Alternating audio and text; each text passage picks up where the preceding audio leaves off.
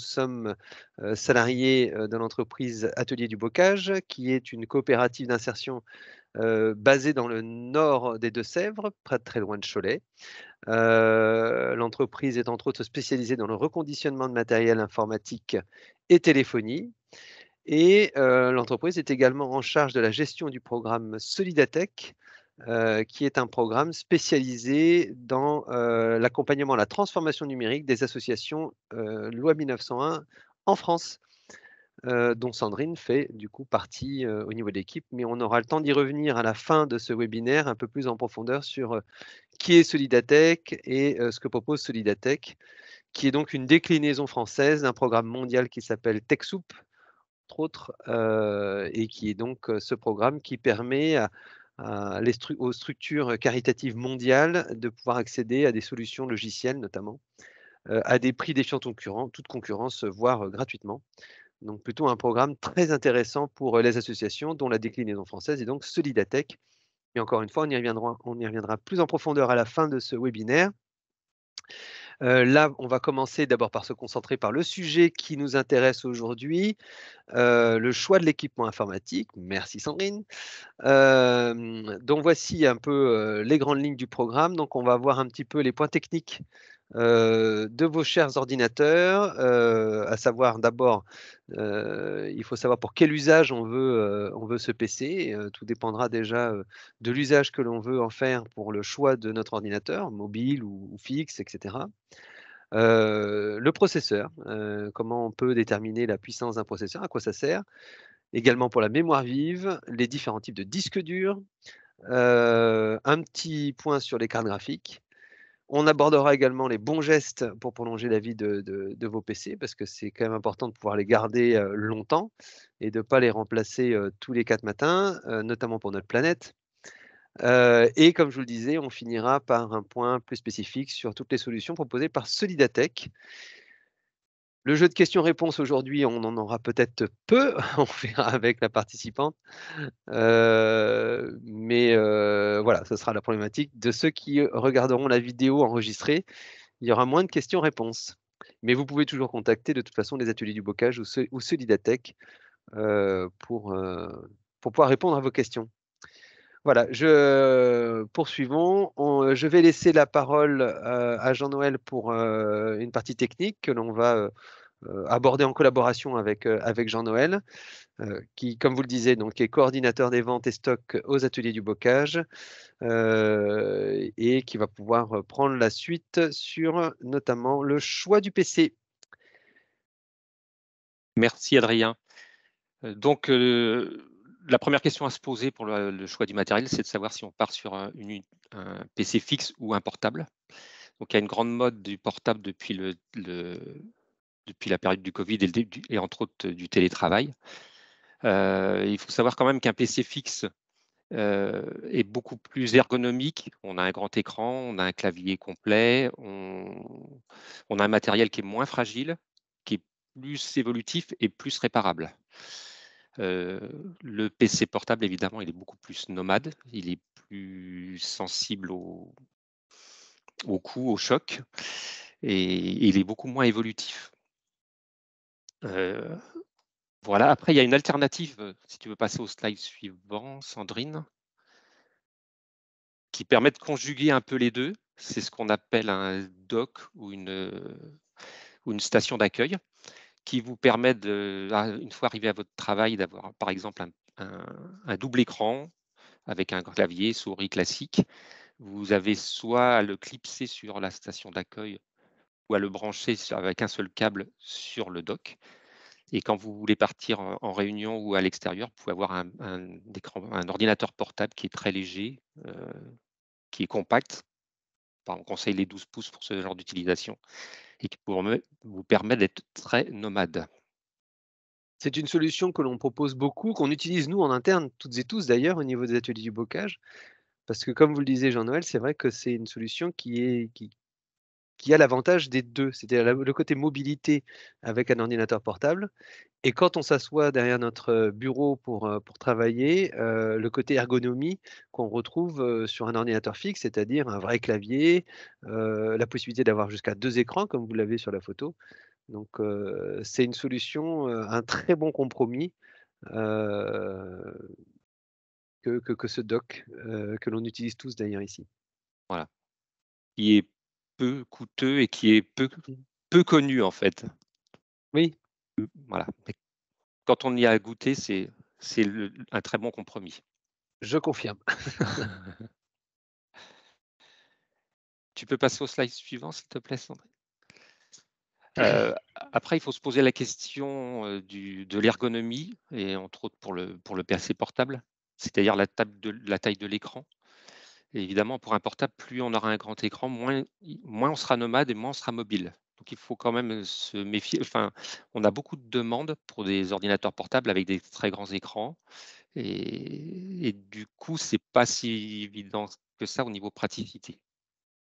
Voilà. C'est Donc vrai il qu'il faut faut presque lui préférer le dock comme on vient de voir, la station d'accueil. Parce qu'autre chose à savoir qu'il faut sur un ordinateur portable, c'est l'écran qui va consommer de l'énergie. Donc si vous voulez un ordinateur portable avec un 17 pouces, d'abord il sera lourd, il va faire 3 kilos. Donc à porter si vous êtes dans des salons et cetera, vous allez avoir vite mal aux épaules et deuxièmement, quand il va fonctionner sur sa batterie, l'écran va énormément consommer de batterie parce que c'est l'affichage qui consomme de la batterie. Donc autant dire qu'un ordinateur portable de 17 pouces, donc les très grands, a en général moins d'autonomie, mais même beaucoup moins d'autonomie qu'un tout petit. Un ordinateur de 12 pouces a en général beaucoup plus d'autonomie, ce qui est très pratique.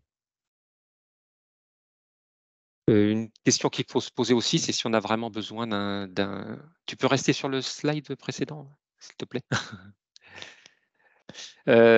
Si on a besoin d'un clavier numérique, donc je pense aux gens qui Mmh. font du contrôle de gestion ou beaucoup d'Excel.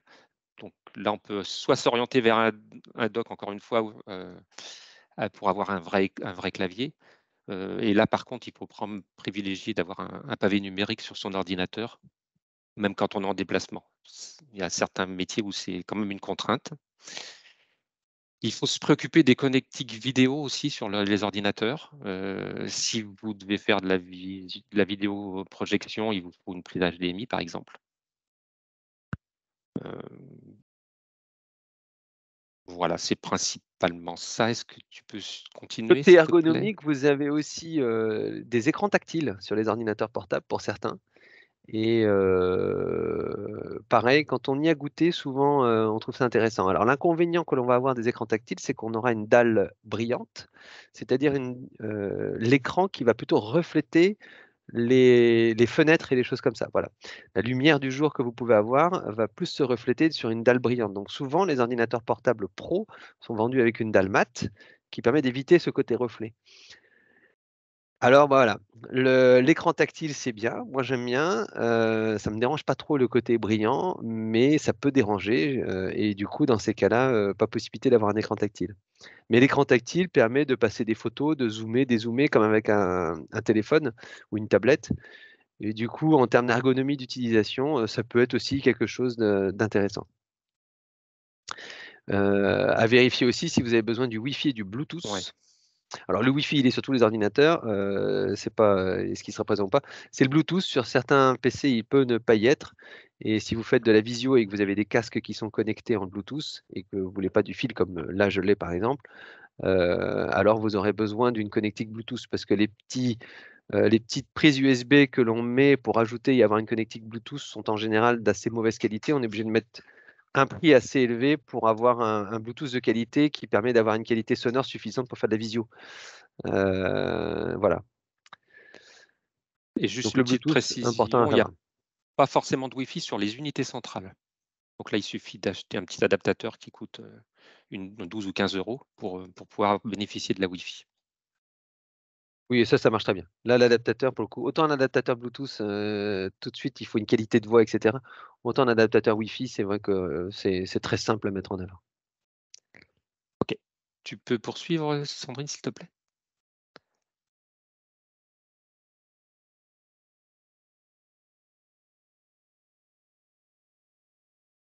Alors, le processeur, on peut comparer comme sur la petite vignette, là, une voiture. Donc, plus le processeur, on peut l'assimiler à un moteur.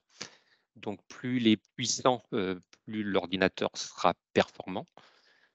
Après, il ne faut pas forcément courir toujours après la performance. Ça dépend aussi, il faut adapter sa machine à l'utilisation que l'on en a. C'est pas forcément utile d'avoir une bête de course quand on fait que du Word, de la gestion de mails et des consultations Internet. Et puis comme pour une voiture, un moteur puissant consomme plus d'énergie. Donc si on a une bête de course en termes de processeur dans son ordinateur, pour une utilisation lambda, on est surcalibré et on va perdre un petit peu en autonomie. Ça va consommer un petit peu plus.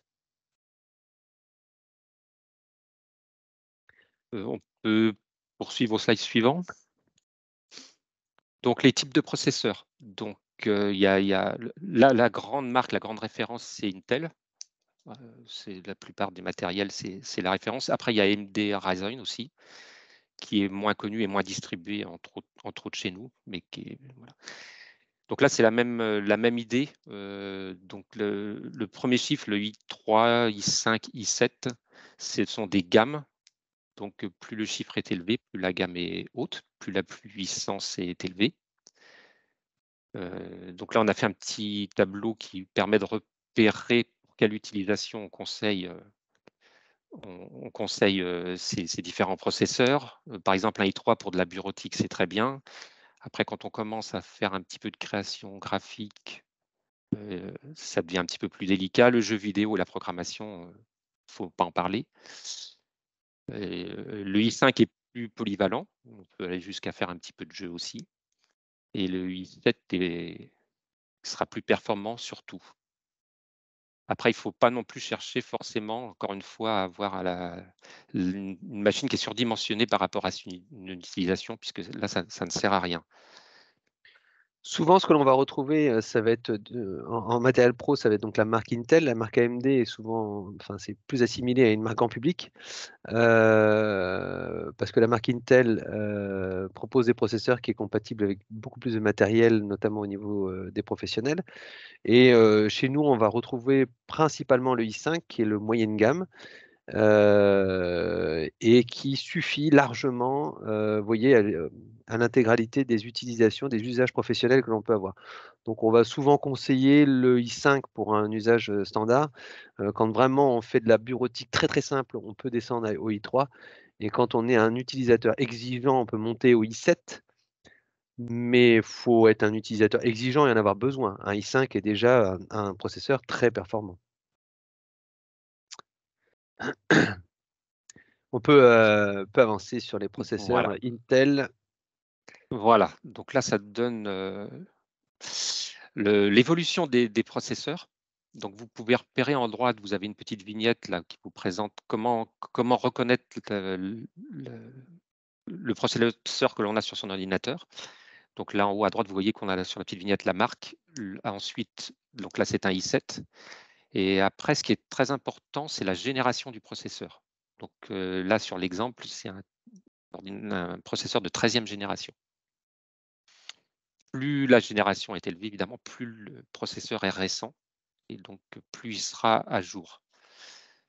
Là, on est reparti sur une petite arborescence qui démarre en 2015. Il faut savoir qu'à partir de 2017, là, ce qui a été mis en rouge, il y a une grosse évolution, c'est qu'on est passé à la 8e génération. Et ce sont les processeurs qui sont compatibles avec Windows 11. Parce que là, pour la première fois, l'évolution de Windows imposait une contrainte matérielle. Donc, pour pouvoir avoir des mises à jour, entre autres au niveau sécurité, c'est qu'à partir de la 8e génération.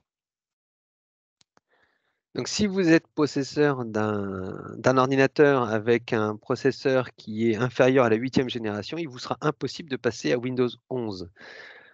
Or, la fin des mises à jour de Windows 10 est prévue pour le 14 octobre 2025.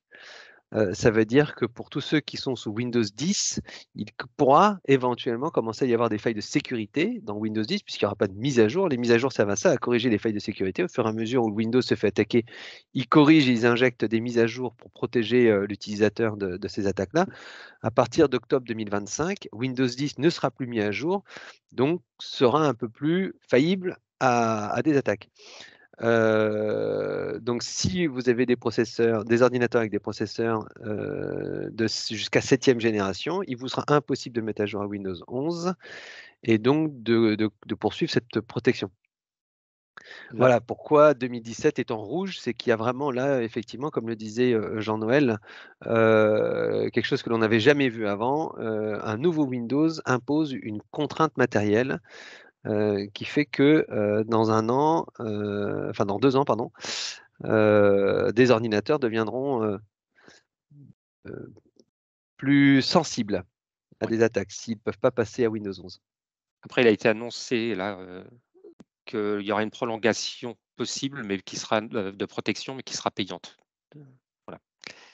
Et puis une petite précision aussi, c'est pas, par exemple, si vous avez c'est pas parce que vous avez la 8e génération, même s'il est sorti en 2017, que votre ordinateur date de 2017. Ce processeur, il peut être produit sur plusieurs années, donc ça ne donne pas l'âge de votre matériel. Et la lettre, on n'en a pas parlé. La lettre, c'est les Ah oui. modèles de processeurs. Voilà. Ouais. Savoir si c'est un processeur plutôt pour ordinateur portable ou ordinateur fixe, etc. Voilà. Si on veut vraiment rentrer dans le détail. Voilà. Après, il y a une alternative, si votre si votre machine ne passe pas Windows 11, il y a une alternative qui est quand même de plus en plus demandée, qui est Linux, qui est pour beaucoup d'utilisateurs amplement suffisant et qui donne des fonctionnalités. Là, vous n'avez pas de contraintes matérielles, c'est beaucoup plus léger, donc vous pouvez faire vivre votre ordinateur bien plus longtemps. Et ça vous permet de tous les usages classiques de bureautique, de présentation, de PowerPoint comme on fait actuellement, de navigation sur le net, etc. Donc c'est vrai Et puis, qu'on... c'est un système d'exploitation beaucoup moins sensible à des attaques aussi. Oui. Très peu d'utilisateurs mettent un antivirus sur un système Linux. Voilà, donc effectivement, c'est une alternative très intéressante et tant mieux parce qu'elle permet de lutter contre l'obsolescence de nos matériels et effectivement, un ordinateur qui rame un petit peu avec Windows, il suffit de le mettre sur Linux et il est d'une fluidité parfaite. Et comme vous pouvez le voir sur l'écran, vous voyez, ça ressemble beaucoup à du Windows. On n'est pas tant déboussolé que ça. Voilà, on peut continuer, s'il te plaît, Sandrine. Alors, dans le même, on va continuer justement, on va parler de Linux. Comment choisir un système d'exploitation? Donc là, vous avez les avantages et les inconvénients. Donc Windows, c'est de loin le plus populaire. Il est compatible avec logiciels et périphériques conçus par Windows et il a un système d'exploitation qui est complet. Il a quand même un inconvénient, c'est c'est ce qui est de loin le plus attaqué par les virus et les logiciels malveillants. Vous avez ensuite le système Mac, qui est un système complet, qui a l'avantage de peu avoir d'attaque de virus. Après, l'inconvénient, c'est qu'il fonctionne uniquement sur des ordinateurs Apple et il a beaucoup moins de compatibilité logicielle que Windows ou Linux.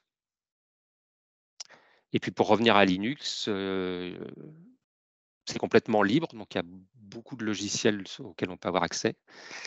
Il est fiable, il a très peu d'attaques de virus et on peut facilement ajouter des applications en open source. Les inconvénients, c'est qu'il n'est peu compatible avec entre autres les jeux et un certain nombre de logiciels. Il existe beaucoup de versions puisque ce sont des communautés qui peuvent développer indépendamment les unes des autres. Donc il y a plein de versions de Linux. Donc il y en a qui sont plus populaires et plus abouties. Et après, il peut y avoir un petit peu des difficultés.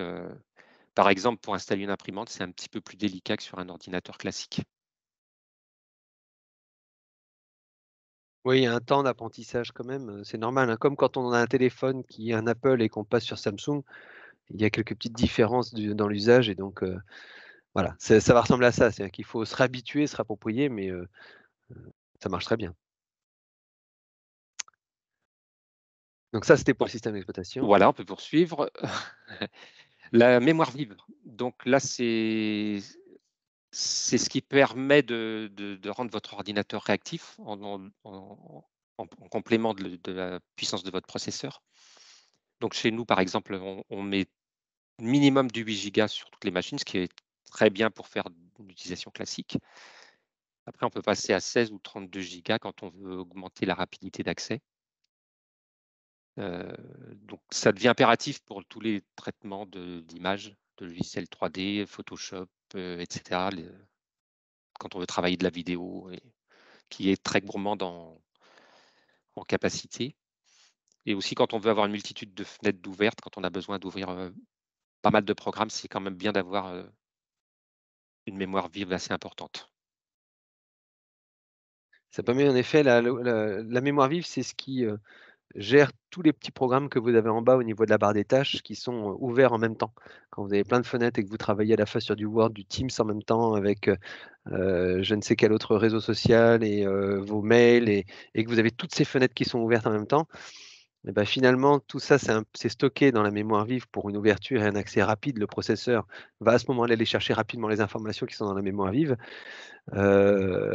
Si 8 gigas c'est trop court parce que vous êtes un habitué à ouvrir plein de fenêtres sur vos multiples écrans que vous avez devant vous, alors il est assez aisé de passer à 16 gigas. Il suffit simplement de rajouter une barrette de RAM, on connaît bien ce terme-là, dans l'ordinateur et hop, d'un seul coup, on multiplie par 2 la capacité de l'ordinateur. Mais 8 gigas pour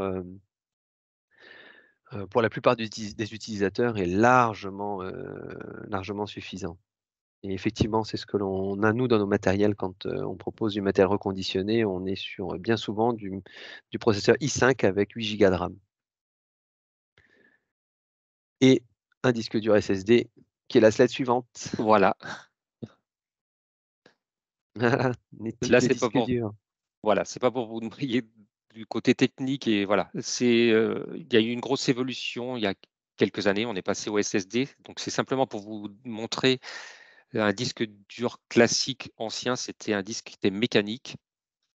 Vous voyez à gauche, sur lequel on venait écrire, donc était beaucoup plus sensible, quand notamment sur un ordinateur portable, quand on se déplace, voilà, c'est plus fragile puisqu'il y a du frottement, alors que le SSD, il n'y a aucun frottement puisque c'est complètement virtuel en fait.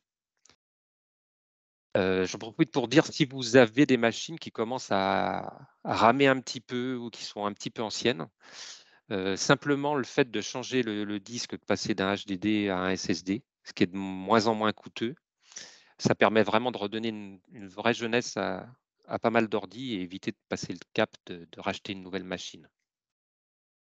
Et alors là, pour savoir quel type de disque dur vous avez dans votre machine sans la démonter, c'est assez simple. Vous faites CTRL-Alt-Supprime avec votre ordinateur ou alors un clic droit dans la barre des tâches et vous allez chercher le gestionnaire des tâches. Et quand vous allez dans le gestionnaire des tâches, vous avez plusieurs onglets et vous avez un onglet qui s'appelle Performance. Et si vous allez dans cet onglet Performance, vous pouvez voir justement la taille de mémoire vive que vous avez, 8, 16, 32 ou même 4, 6 pour des PC qui n'ont pas beaucoup de mémoire vive. Et vous avez aussi la taille et le type de disque dur, à savoir est-ce que vous avez un HDD ou un SSD. Voilà, donc si vous avez un HDD et que votre ordinateur, vous trouvez qu'il rame un petit peu là, qu'il mouline, qu'il est lent, notamment à l'allumage, il met 2-3 minutes à s'allumer et qu'on puisse s'en servir. Et ben, avant de changer votre ordinateur au complet, on vous conseille fortement, et c'est une opération que l'on effectue d'ailleurs très régulièrement dans nos différentes boutiques, que nos techniciens réalisent, de passer sur un disque dur de type SSD qui a en fait, la même fabrication qu'une mémoire vive. C'est-à-dire que c'est vraiment des mémoires qui sont ultra rapides et ainsi votre processeur, pourra aller chercher les informations qui sont placées sur le disque dur à une vitesse démultipliée par rapport aux anciens disques durs classiques HDD. Voilà, donc pour y accéder et voir ce que vous avez comme type de disque dur, c'est tout simple. Soit le contrôle Alt supprime et vous allez chercher le gestionnaire des tâches, soit vous allez chercher le gestionnaire des tâches en faisant un clic droit dans la barre des tâches, c'est la petite barre qui est en bas où il y a marqué l'heure à droite là. voilà, où il y a toute votre petite fenêtre, faites un clic droit là-dessus, vous allez chercher l'onglet performance et là vous verrez c'est quel type de disque dur vous avez sur votre ordinateur et savoir si vous avez donc un HDD ou un SSD. Ouais, mais c'est magique le SSD. Oui. Avec un petit peu de RAM, ça peut changer la vie d'une vieille machine. Ah oui, oui, oui, clairement. On peut passer ensuite à la carte graphique. Donc tous les PC ont une carte graphique, la plupart des portables, c'est un chipset, c'est-à-dire c'est une petite carte graphique intégrée qui permet d'afficher tout simplement les images quand on navigue sur le web, etc. Par contre, dès qu'on touche encore une fois au graphisme, au travail de l'image, au dessin, là il faut vraiment une carte graphique dédiée. Donc là, il faut vraiment choisir suivant en fonction de votre ordinateur et faire une demande quand vous achetez le matériel et surtout bien préciser l'utilisation que vous avez de votre machine afin qu'elle soit adaptée. Donc là, c'est vraiment à chaque demande quand vous achetez une machine, je le répète, mais c'est vraiment important de dire l'utilisation et de préciser dès qu'on touche à de l'image, à du dessin, c'est très important de le signaler à la personne à qui vous souhaitez acheter du matériel. Et puis une Encore petite une fois, hein, pour une oui, excuse-moi, vas-y Jean-Noël. non, mais je voulais juste préciser que les versions quand même d'Adobe et enfin d'InDesign, etc., maintenant qui sont en ligne, sont un petit peu plus légères quand même que les machines que les versions qui étaient intégrées sur l'ordinateur. Mais il faut quand même des machines performantes pour cette utilisation-là. Oui, avec Canva, un chipset intégré suffit largement puisque c'est des choses Ouais. qui sont en ligne et parce que ce qu'il faut savoir, c'est que la carte graphique aussi, c'est un élément qui consomme de l'énergie. Donc ça veut dire que la durée de batterie, si vous êtes sur un ordinateur portable, va être largement réduite et ce sont des processeurs qui chauffent et donc il faut les refroidir avec des ventilateurs et cetera et les ventilateurs consomment. Donc ça peut faire chauffer, un peu votre ordinateur. Voilà, il va se mettre à chauffer parce que vous le sollicitez, hein, comme, un moteur que l'on va solliciter assez fort, le moteur va devenir chaud ou même nous-mêmes quand on court, si on court vite, on va vite avoir chaud. La même chose pour un ordinateur avec, sa carte graphique, il va falloir des ventilateurs, il va falloir refroidir un peu tout le système. Donc voilà, si on fait du graphisme et de la conception, on a besoin d'une carte graphique, effectivement, mais ça veut dire un ordinateur un peu plus, costaud, avec une batterie plus grosse pour un ordinateur portable, et qui va chauffer forcément un petit peu plus. Mais c'est pour des usages très spécifiques. Et ce sont quand même des machines qui sont coûteuses parce que la carte graphique coûte cher, il faut que le matériel suive. Oui. Ensuite, on peut continuer par les bons gestes pour garder en vie votre ordinateur. Alors c'est aussi souvent du bon sens, mais Mmh. c'est vraiment protéger son ordinateur, particulièrement les portables quand on se déplace, il faut, éviter par exemple de mettre, la souris ou le chargeur contre l'écran, parce qu'on peut avoir des taches écran ou l'écran abîmé, voire, qu'il soit vraiment détérioré. L'idéal aussi, c'est de le mettre à plat, de le dépoussiérer de temps en temps si c'est possible. D'éviter de poser son ordinateur, par exemple, sur une couverture, comme beaucoup de jeunes font, regardent des vidéos dans leur chambre avec une couverture et ça fait chauffer le matériel et ça peut carrément non seulement l'abîmer, mais le détériorer complètement. Mais oui, si vous travaillez dans un environnement un peu poussiéreux, il est important de le dépoussiérer aussi parce que, ces petits ventilateurs qui refroidissent les processeurs, qui refroidissent un peu tous les composants parce que, c'est l'électricité qui circule, hein, dans un ordinateur et cette électricité quand elle circule, elle chauffe et si ça peut pas se refroidir correctement, oui, ça peut, effectivement détériorer le matériel, à monter trop haut en température. D'abord, c'est assez désagréable parce qu'on a quelque chose de bouillant, sur nous et à l'usage, ça abîme les composants. Alors Ensuite, les batteries. Donc il faut faire attention au cordon tout simplement d'alimentation puisque ça arrive très fréquemment qu'on nous demande des chargeurs parce qu'ils ont été qui sont maltraités tout simplement, hein. Ils sont entortillés, voilà et du coup ils se détériorent et le contact ne se fait plus. Il faut stocker la batterie dans un endroit sec, à l'écart des sources de chaleur et de lumière. Il faut éviter de laisser l'appareil en veille, il faut l'éteindre Vous le branchez. Alors, l'idéal aussi, c'est d'avoir une prise multiprise avec un interrupteur qui permet de l'éteindre simplement. On peut tout éteindre, y compris les accessoires que l'on a autour. Il faut éviter de descendre en dessous de 10% de la charge. Et bien sûr, il faut débrancher la machine en cas de rage, ainsi que sa box. Et Voilà. on vous indique de ne pas descendre en dessous de 10, mais vous l'avez peut-être aussi déjà entendu, on préconise aussi pour les ordinateurs portables pour la batterie, parce qu'évidemment c'est valable pour un ordinateur portable avec batterie, un ordinateur fixe lui n'a pas de batterie. Quand l'ordinateur est à 100%, de le débrancher. C'est-à-dire que bien souvent d'ailleurs, il y a des fois des ordinateurs par exemple de très haut de gamme qui ont des solutions logicielles intégrées qui permettent de bloquer la charge à 80% pour ne jamais que l'ordinateur aille à 100%, pour préserver la durée de vie de batterie. Donc l'idéal étant d'être entre 10 et 80 non-stop. C'est très compliqué, hein, nous-mêmes à l'utilisation, on ne va pas dire qu'on est les champions de ça, parce que quand un ordinateur est branché, ne serait-ce que sur son dock, comme on vous le disait, il est à un moment donné bloqué à 100% et pourtant il est maintenu branché.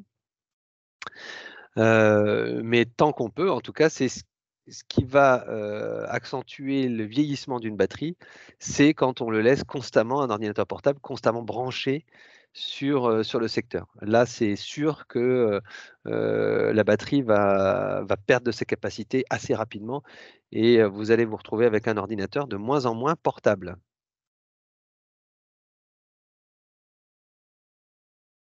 Les bons gestes aussi, c'est de se protéger des virus.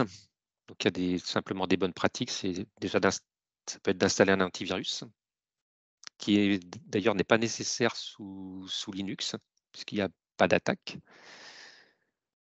Il faut se méfier énormément des mails. C'est là que les plus grosses attaques ont lieu. Il faut vraiment voir que les mails dont vous avez vraiment confiance. Il faut se méfier des imitations. Et toujours veiller quand vous êtes sur le web à voir dans la barre d'outils en haut un petit cadenas qui est fermé, qui permet de vous rassurer que le site est protégé. Il est sécurisé, ouais. Au niveau des antivirus, il existe bien sûr des solutions antivirus gratuites qui sont très performantes, hein. Une qui est connue qui s'appelle Avast. Maintenant, si vous voulez pousser un peu plus loin, parce qu'il y a des solutions qui sont avec un spectre un peu plus large, des solutions payantes. La Solidatech peut proposer aux associations justement d'accéder à des solutions logicielles bien connues, que sont Norton ou encore Bitdefender, qui sont vraiment les leaders sur le marché. D'excellentes solutions payantes qui vous permettent non seulement d'avoir de l'antivirus, mais pas que, ça protège les mails, ça protège de multiples attaques. Donc, c'est des solutions plus complètes qui sont accessibles sur le site Solidatech à vraiment des tarifs très, très, très, très, très faibles pour les associations. Donc, si vous êtes intéressé pour protéger, c'est quand même important de protéger votre matériel. On parlait là dans cette slide des mails. Aujourd'hui, fut une époque, les virus se baladaient dans les disquettes, pour les moins jeunes d'entre nous. Ensuite, ils se sont baladés dans les clés USB. Aujourd'hui, ils se baladent dans les mails.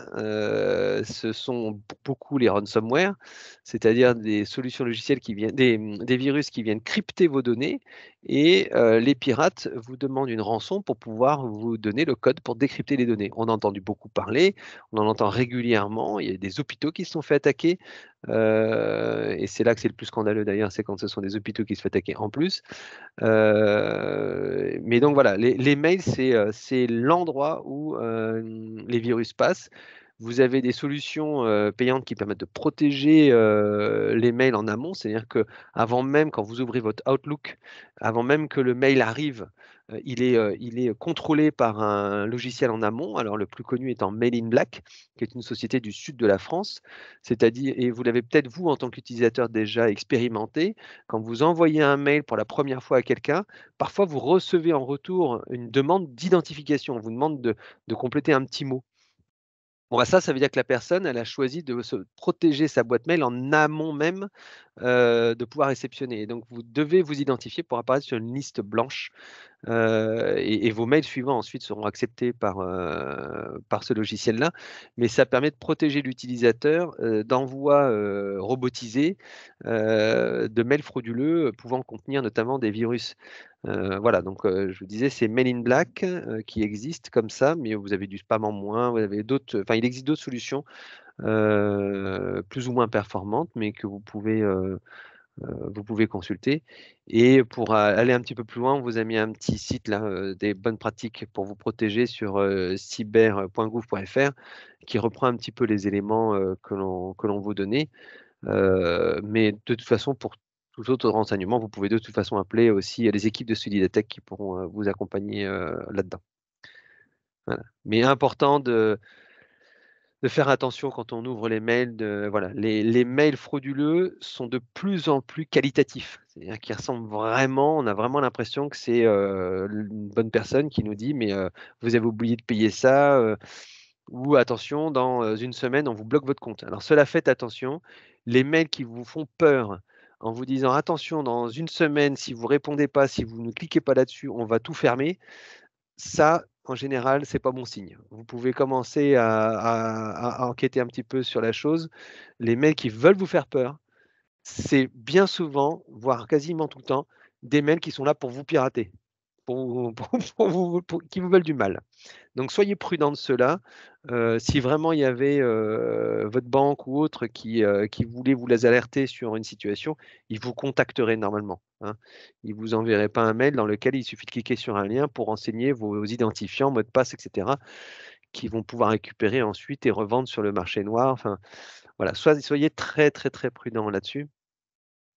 Comme au niveau, là sur cette slide-là, la suite un petit peu pour vous protéger, je vous parlais là à l'instant de liens cliquables dans les mails où ils vont venir chercher vos données, parce que vos données valent de l'or. La première protection que vous pouvez donner à vos données, c'est de choisir des mots de passe dans tous vos comptes qui soient différents et complexes. Alors c'est compliqué parce qu'on a envie souvent de se rappeler de son mot de passe dans n'importe quelle situation et du coup on utilise facilement notre date de naissance, le prénom du conjoint ou des enfants ou de l'animal de compagnie, avec le code de la carte bancaire ou alors le mot de passe le plus utilisé au monde étant QWERTY ou AZERTY. Voilà, bon bah sont à éviter, mais vraiment à proscrire. Pour une gestion vraiment optimisée de vos mots de passe, on ne peut que vous conseiller des solutions qui sont des coffres-forts de mots de passe. Une solution made in France s'appelle Dashlane, Dashlane. C'est également une solution qui est proposée sur le site Solidatech, qui est donc, comme je vous le disais, un coffre-fort. C'est-à-dire que vous n'avez qu'un seul mot de passe à vous rappeler, c'est celui qui vous permet d'accéder à Dashlane. Et dans Dashlane, vous allez retrouver tous vos mots de passe. Voilà. Et Dashlane, quand vous allez créer un compte, va même vous proposer des mots de passe contenant des majuscules, des minuscules, Voilà. Donc, à titre personnel, moi, par exemple, je l'utilise. Je dois avoir à peu près 300 mots de passe qui sont enregistrés. Et je sais que c'est 300 mots de passe différents de plus de 15 caractères. C'est inviolable. Donc, je suis à peu près sécurisé de ce point de vue-là. Si jamais j'ai un mot de passe qui fuit quelque part, de toute façon, les pirates n'auront pas accès à l'intégralité de mes données. Ils auront vraiment trouvé qu'un seul. Mais je leur souhaite bien du courage parce qu'un logiciel pour trouver les mots de passe, quand il fait 15 caractères avec des caractères spéciaux, avec des majuscules et minuscules, il va mettre plusieurs années avant de le trouver. Donc je sais que les pirates vont arrêter de vouloir chercher de trouver mon mot de passe et ils vont essayer de trouver des cibles plus faciles. Voilà, donc vous avez Dashlane, mais vous avez des outils gratuits comme Bitwarden, qui est le plus performant, Bitwarden, qui est également un coffre-fort de mots de passe. Voilà, ce sont des solutions qu'on vous invite vraiment à utiliser. En tout cas, mettez en place des choses pour que vos mots de passe deviennent inviolables. Mettez à jour bien sûr vos logiciels, ça c'est important, comme le système d'exploitation. Mettez à jour Windows, mettez à jour tous vos logiciels. C'est valable aussi sur vos téléphones d'ailleurs.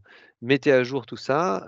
Les mises à jour, comme on vous le disait en introduction de ce webinaire, protègent vos appareils, protègent vos données des différentes attaques. C'est-à-dire que quand Windows détecte une faille dans son système parce qu'il lui a été remonté qu'il y a eu une attaque par telle faille, etc., et que le pirate est rentré par là, ils vont boucher cette faille et ils vont injecter une mise à jour auprès de tous les utilisateurs Windows pour maintenir votre système sécurisé. Alors on sait, c'est pénible un peu ces mises à jour parce que on a fini de travailler le soir et c'est à ce moment-là que Windows va nous dire mise à jour en cours. On n'a qu'une envie, c'est de raccrocher, de dire non, je veux rentrer chez moi et je. Voilà, faites attention, une fois OK, mais mettez bien à jour vos systèmes d'exploitation, c'est important pour protéger vos données. Effectuer des sauvegardes régulières, ça c'est important. Voilà, notamment vous avez peut-être fait la douloureuse expérience, comme bon nombre de photos de famille que l'on peut, avoir sur des disques durs et puis le disque dur claque et on a perdu toutes nos photos. Bon bah, vous pouvez vivre la même chose en entreprise, c'est-à-dire que vous avez toutes vos données professionnelles qui sont à un endroit et puis, cet endroit pour diverses raisons, soit c'est une casse matérielle, soit c'est un piratage, soit c'est vous perdez les données. L'avantage d'une sauvegarde régulière, c'est que si vous perdez vos données, vous pouvez revenir sur ces sauvegardes-là. Il existe plusieurs systèmes de sauvegarde, hein, des serveurs qui vont aller faire des sauvegardes régulières sur du cloud ou en interne sur du dur, bien sûr les disques durs, voilà, etc. Si vous êtes en entreprise, bien sûr, la sauvegarde, il ne faut pas la stocker au même endroit que le serveur. Si votre entreprise, association, etc., est victime d'un incendie et que tout brûle au même endroit, bah, vous avez perdu et les données et la sauvegarde. C'est pour ça, bien souvent, que quand on branche les disques durs pour récupérer les sauvegardes, il faut les ramener chez soi, par exemple, ou les mettre ailleurs. Il ne faut pas que ce soit stocké au même endroit. Les solutions cloud permettent aussi facilement ces choses-là. Mais là, vous pouvez vous approcher de vos informaticiens réguliers ou contacter Sodiatech pour ça. Alors sécuriser l'accès Wi-Fi, c'est aussi quelque chose de très important, surtout si vous êtes dans une zone dense d'habitation, que ce soit donc à votre entreprise ou à votre domicile. Si vous mettez un mot de passe Wi-Fi, parce que vous changez celui qui est d'origine par quelque chose de très, très simple, au même titre que les mots de passe, en haut, les pirates vont utiliser des logiciels qui vont tenter des combinaisons à toute vitesse et plus le mot de passe est simple, c'est-à-dire qu'imaginons que ce soit 4 chiffres, il aura 9 999 combinaisons possibles logicielles, du pirate. Il va faire ça en quelques secondes. Ça va être très facile. Par contre, si vous avez un mot de passe qui est très long, ce sera inviolable. On utilise aussi beaucoup des phrases passe. C'est-à-dire que, au lieu de mettre un mot, on va carrément mettre une phrase à coller et ça va faire, quelque chose de très, très long et ça permet d'avoir, de bien sécuriser vos accès. Comme je vous le disais, faut être aussi prudent, avec son smartphone, sa tablette que son ordinateur. Je parlais des mises à jour tout à l'heure. De plus en plus de virus arrivent aussi via les smartphones, de fait. Donc il faut faire attention, quoi qu'il arrive, et pas cliquer de manière imprudente sur les différents liens qui peuvent se présenter à nous et bien s'assurer de qui nous envoie ça. Protéger ses données lors de ses déplacements, c'est, voilà, par exemple, sur votre téléphone, vous avez bien souvent aussi, mis l'accès, au compte cloud, que ce soit le Google Drive, que ce soit le OneDrive, que ce soit, autre drive possible. Donc c'est important de protéger son smartphone si jamais on le perd ou qu'on l'oublie. Faut pas que n'importe quel utilisateur puisse allumer et accéder aux données personnelles. Bon, bah, même chose avec un ordinateur, mettez un code pour pouvoir, et ne l'affichez pas. C'est-à-dire que si vous mettez un code à 4 chiffres et que vous l'imprimez sur une étiquette et que vous mettez l'étiquette sur l'ordinateur, le code est inutile. C'est-à-dire que si vous perdez l'ordinateur, n'importe qui aura le code puisqu'il sera marqué sur l'ordinateur. C'est déjà vu aussi, donc c'est pour ça, c'est important, si vous mettez le code PIN sur le téléphone et que vous le mettez dans le téléphone n'est plus protégé. Voilà. On a vu la prudence sur la messagerie, télécharger les programmes sur les sites officiels des éditeurs. Il y a beaucoup de sites qui proposent de télécharger, des logiciels. Le mieux, c'est de passer par les sites officiels. Vous vous serez débarrassé de tout programme malveillant ou ne serait-ce que des programmes polluants. C'est-à-dire que lorsque vous allez installer un logiciel, si vous le téléchargez pas sur le site officiel, bien souvent, il peut être ajouté des programmes supplémentaires. Un antivirus avec une période d'essai, des petits programmes dont on n'a pas besoin, qui vont venir récupérer surtout vos données, voilà, qui vont venir un petit peu, pirater vos données. Donc, le mieux, c'est de passer par les sites officiels, comme pour les drivers, etc. Enfin, voilà. Site officiel, c'est beaucoup plus sécurisé pour aller télécharger et installer ces programmes.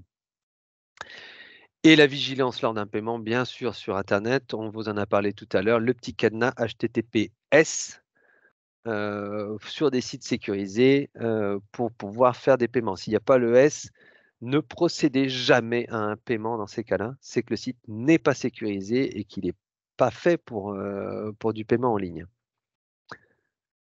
Voilà un petit peu ce qu'on peut dire pour la protection et sur le choix global de l'équipement informatique. Donc, on a vu un petit peu des parties matérielles, que ce soit processeur, que ce soit mémoire vive, donc le processeur, la vitesse de l'ordinateur, la mémoire vive, la capacité à gérer plusieurs choses à la fois, le disque dur avec la typologie de disque dur SSD qui permet d'aller chercher rapidement des données. Donc, si on a un ordinateur rapide, un processeur rapide, mais qu'on a un disque dur qui est lent, vous pouvez mettre le processeur le plus rapide de la planète, l'ordinateur sera lent. Il est bridé par la partie la plus lente. Donc, un ordinateur bien équilibré, c'est un ordinateur qui sera bien fait et qui sera rapide. Donc on a vu cette partie matérielle, on a vu la partie notamment système d'exploitation, où on a fait un petit focus sur justement l'obsolescence programmée de tous les processeurs inférieurs chez Intel à la génération 8, parce qu'il ne sera plus possible de passer à Windows 11. Donc ça, c'était cette partie-là, qu'on peut contourner, ou en tout cas, on peut solutionner notamment à travers des solutions payantes comme Linux. Et on vous a montré un petit aperçu qui permet de voir que Linux n'est pas si différent que ça de Windows et n'est pas si déboussolant que ça. Il y a un intérêt en tout cas à jeter un coup d'œil à cette solution-là. Aujourd'hui, tous les serveurs de la planète, la majorité des serveurs de la planète sont sous Linux, hein. C'est un système vraiment très très fiable. C'est gratuit. Et c'est gratuit. Et tous les logiciels qui sont autour avec Linux sont aussi pour la plupart des logiciels gratuits et permettent de faire la même utilisation qu'un Windows. Et on a vu les bons gestes pour se protéger, pour garder le plus longtemps en vie son matériel, parce que on peut le garder longtemps. Il n'est pas forcément utile de changer son ordinateur tous les 2 ans, tous les 2-3 ans. On peut le prolonger sa vie. Et c'est pour ça qu'aujourd'hui, le matériel reconditionné est aussi une très bonne solution pour du matériel informatique. Alors, je vais te laisser la parole, Sandrine, pour la suite, puisqu'il y a un petit focus sur Solidatech. Et Solidatech, c'est plus ta partie. Donc, je vais te laisser prendre la main sur Solidatech. Vous êtes qui? Vous faites quoi? Merci à tous les deux. Alors, sur Solidatech, comme Jean-Noël et Adrien vous l'ont présenté en début de webinaire, on est basé aux ateliers du Bocage, donc dans les Deux-Sèvres, et donc il y a la moitié de la partie de l'équipe de Solidatech qui est aux ateliers du Bocage au Pin, et il y a l'autre moitié, donc 6 personnes, dont moi, qui sommes à Paris, et où on s'occupe en fait de la partie transformation numérique, de l'accompagnement, et donc les modes d'action qu'on va avoir, donc faciliter l'accès des associations au numérique au travers des logiciels et du matériel informatique, ça va être la partie qui est au Pin. La deuxième partie sur accompagner les associations dans le développement de leurs usages numériques. Ça va être un peu des deux. Donc, on va avoir la hotline, donc mes collègues qui sont au Pin, qui vont répondre à vos questions, notamment sur l'utilisation du matériel, quel logiciel ils devraient choisir. Tout ça, c'est plutôt dans les Deux-Sèvres. Et vous allez avoir beaucoup plus en fait de matériel, de logiciels, etc. sur le site internet donc de Solidatech. Vous allez aussi en avoir sur la partie des ateliers du bocage. Donc si vous avez des questions sur le matériel, vous pouvez contacter directement mon collègue Jean-Noël qui pourra vous donner des informations plus, on va dire, proches de la réalité, puisqu'ils vont avoir accès au matériel en vrai sur place. Et donc sur la partie 2, sur l'accompagnement des associations, on a le centre de ressources sur le site de Solidatech. Donc ça va être la diffusion de webinaires, des replays, aussi des tutoriels ou des articles qui viennent mettre en lumière des sujets qui vous sont vraiment transversaux. que vous soyez dans une activité, là pour l'URIOPS, que ce soit dans l'activité du médico-social, pardon, ou de la santé, ou que vous soyez dans une association par ailleurs qui est dans la solidarité, dans l'environnement ou dans le sport, vous allez avoir donc des éléments en fait qui sont transversaux sur le travail collaboratif, la communication, la sécurité, le RGPD, l'animation de votre réseau, etc. Il y a aussi donc dans le centre de ressources et sur le site de Solidatech un outil qui s'appelle l'autodiagnostic numérique qui va vous permettre justement de faire le point, de faire un état des lieux sur où vous en êtes sur le numérique au travers de 7 piliers. Je vous en ai cité quelques-uns, donc le travail collaboratif, l'animation du réseau. C'est vraiment de faire le point sur où vous en êtes de manière autonome. Et ensuite, à l'issue de cet autodiagnostic, vous allez avoir une feuille de route complète avec notamment des éléments issus de notre site, donc des renvois vers les ressources. Mais surtout, vous allez avoir une grille sous forme de toile d'araignée, un graphique, pour savoir s'il y a des points que vous devriez améliorer ou pas. Et on a surtout l'organisme de formation que je gère qui va vous permettre de vous accompagner vraiment dans le détail et de manière adaptée à vos besoins et vos usages. Donc sur la formation, on propose une vingtaine de formations maintenant, que ce soit sur l'utilisation d'outils Canva sur de la conception graphique ou Microsoft 365 qui est la suite collaborative, ou des thématiques, donc plutôt de la sensibilisation aux enjeux du numérique. Vous allez avoir tous les éléments sur la page formation de Solidatech et notre organisme de formation des ateliers du bocage est certifié Calliope. Donc vous pouvez faire une demande de prise en charge par votre OPCO, votre opérateur de compétences. Et la troisième partie que vous voyez sur la slide, donc c'est la coproduction et la diffusion de savoir sur la transition numérique des associations. Donc ça va plutôt être notre volet recherche, où on va avoir des études nationales sur notamment l'utilisation du numérique par les associations. Et donc c'est vraiment une partie importante puisque ça permet de valoriser la partie action par de la théorie, par des éléments qu'on va avoir sur des études nationales avec des partenaires, dont le mouvement associatif, dont Recherche et Solidarité, mais aussi des projets européens sur la transition numérique des associations. Sur la partie logiciel et solutions en ligne à tarif réduit, vous allez avoir toute cette farandole de logiciels et solutions. Vous allez avoir sur le site beaucoup plus d'informations, puisqu'il y en a certains dont on a parlé tout à l'heure, que mes collègues ont cités, mais vous allez avoir des informations sur le site de comment Solidatech travaille avec eux. Donc vous allez avoir un jeton, combien ça va coûter réellement. Est-ce que c'est gratuit? Est-ce que vous avez 5 € puis 65% de réduction sur une licence sur toute une année? Donc je vous invite vraiment à aller sur le site, mais aussi à contacter donc mes collègues qui pourront plus vous aiguiller sur le choix de vos outils. Sur le matériel informatique, donc on a une partie reconditionnée et une partie neuf avec Cisco Dell. Est-ce que tu veux dire un mot, Jean-Noël, peut-être? Oui, ne surtout pas hésiter à nous contacter directement pour. Le site n'est pas forcément représentatif de tout le matériel dont on dispose, le site au niveau du matériel Solidatech. Donc n'hésitez pas à nous contacter en précisant bien vos besoins et on répondra au plus juste. Voilà. Et puis pour la partie matériel neuf, ce sont des coupons qui sont achetés qui vous donnent droit après à aller sur le site par exemple de Dell et qui vous donnent droit à des remises. Donc là, c'est pareil, il faut étudier suivant ce que vous souhaitez acquérir. Mais n'hésitez pas à nous contacter aussi pour plus d'informations. Merci. Et le site internet, on est en cours de travail Oui. pour avoir un site internet. Début 2024, on devrait avoir un nouveau site internet qui permettra justement aux associations de vraiment voir l'étendue du catalogue de produits que l'on peut avoir à proposer, notamment en reconditionné, parce que c'est sur le matériel reconditionné où aujourd'hui le site internet n'est pas satisfaisant pour l'utilisateur et qu'il n'est pas représentatif de notre catalogue. Et Jean-Noël a raison de vous inviter à nous contacter directement parce que le catalogue est bien plus large que ce qui est sur le site internet.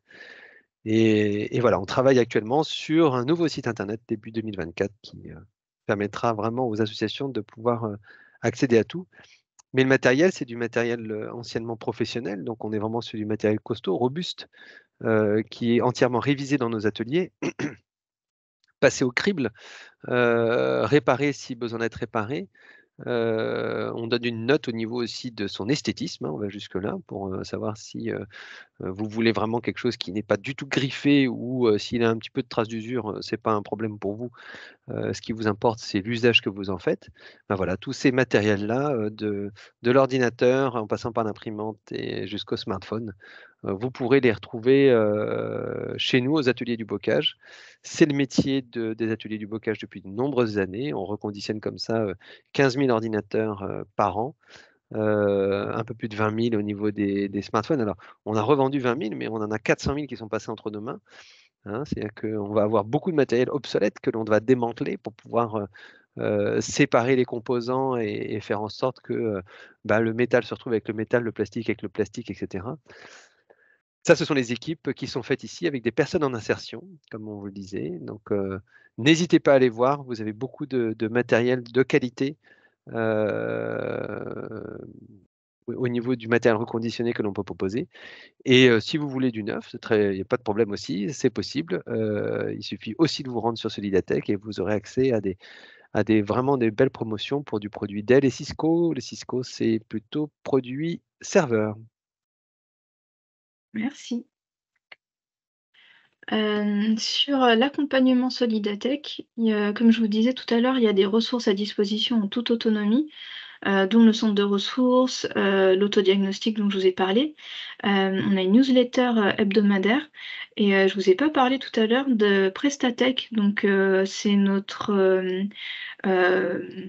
c'est là, en fait, c'est la plateforme où on va avoir tous nos partenaires qui sont recensés. Donc, c'est nos partenaires avec qui on a déjà travaillé, avec qui on a eu des partenariats sur du webinaire, sur des articles ou sur de la formation ou autre. Et donc, c'est des partenaires de confiance et c'est vraiment bien construit dans le sens où vous allez avoir des filtres sur de l'infogérance, de la communication ou vraiment sur de la sécurité RGPD, si c'est du conseil, de l'accompagnement ou de la formation ou autre. Donc vraiment, si vous ne trouvez pas votre bonheur chez nous, vous pouvez aussi être réorienté vers un partenaire en qui on a confiance. Ensuite, on va avoir de l'accompagnement individuel, donc avec les collègues qui peuvent vous répondre. Vous prenez rendez-vous avec eux par mail si besoin, ils pourront vous recontacter. Et ensuite, vous pourrez échanger avec eux en long, en large sur la question des logiciels, du matériel ou autre. On va avoir aussi donc la partie formation sur mesure, atelier et conseil. Donc c'est ce que je vous ai présenté juste tout à l'heure. On a aussi des programmes d'accompagnement sur 6 mois ou plus parfois. Là, c'est des projets que je vais mener moi sur la partie transformation numérique. Donc ça va être en partenariat avec une collectivité par exemple. Et l'idée, c'est d'avoir un parcours d'accompagnement complet où les associations qui répondent à l'appel du partenaire vont devenir lauréates de ce parcours. Et en étant lauréates, elles bénéficient gratuitement de formation et donc d'accompagnement. Souvent, on mêle du distanciel et du présentiel et aussi du collectif et de l'individuel pour, à l'issue du parcours, avoir une feuille de route complète sur les chantiers numériques à lancer au sein de son association. Les chiffres clés de Solidatech, on a 96% de satisfaction de nos bénéficiaires. Donc ça, c'est issu de l'enquête annuelle qu'on a faite, et ça, c'est les chiffres de janvier 2023. 3800 personnes inscrites à nos webinaires, Vous pouvez voir d'ailleurs tous les webinaires en replay sur le centre de ressources.